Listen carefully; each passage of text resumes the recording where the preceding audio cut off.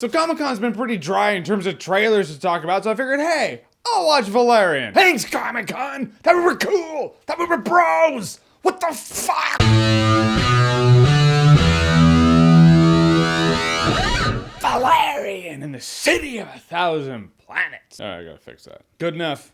Kind of looks like Ace Ventura. So Valerian's a movie written and directed by Luc Besson. He directed The Fifth Element. Hey, looks cool. Also directed Lucy. Hopefully this is a return to form. And it's based off of a comic series. Ultimately, these two agents, played by Dane DeHaan and Cara Delevingne, have to do a lot. I'm saying there's a lot to do that has nothing really to do with the main plot. But ultimately, it's a few hundred years in the future. Mankind of Earth has built a space station that became kind of a hub of many different civilizations coming to Earth and sharing their technology and growing in the space station. The space station got so huge, it had to be sent away out into space, and now it's enormous. Think the Citadel from Mass Effect, but hey, we humans made it. And now there's this energy source building in the middle of it. Now it's a mystery. What's happening? And there's a really cute lizard hamster thing that poos pearls.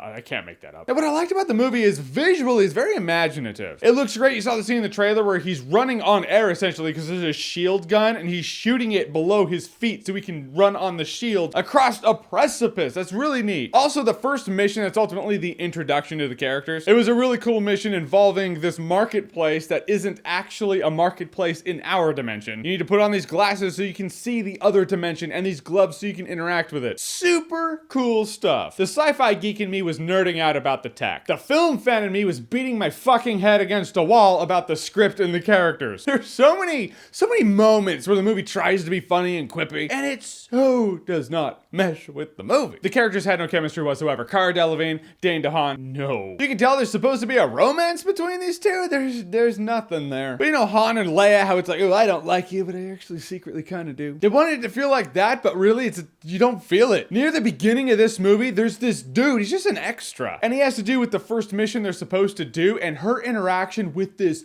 nobody character was 100 times more convincing than any of the interactions she had with Dane DeHaan up to that point, and 1,000 times more convincing than any interaction she would have with him after that. Don't know who the dude was, but you, sir, should have been her romantic interest. And the acting. I know Dane DeHaan's a good actor. I have seen him be a good actor. In this movie, I think he was just miscast. I don't know what the character's like in the comic books, but in this movie, he just kind of came across as someone who had heard a Keanu Reeves impersonation at one point and was like, I'm gonna be a badass like him. Keanu Light, that's what I'm gonna call him. He is not good. It wasn't a role for him. Cara Delevingne, man, I don't know what I prefer her, this or this shit. You know my stance on Suicide Squad? I have fun with it, but that shit was still ridiculous. The movie's just so messy. When I was talking about there's so many plots in the movie, there's always a main plot and then there's a term for it, it's called subplots. Every movie has subplots, but the subplots usually tie in with the main plot somehow, or give you character development somehow, feed the story somehow. These subplots did none of that. It's almost like there are these little segments that were just filmed after the movie was done. They were like, we only have a movie that's about an hour long. We can't do that. We need to make more. So these entire little mini plots were just filmed afterwards and snuck into the movie. There we go. Here's another one. We'll sneak that in too. Another one. Bam. All right.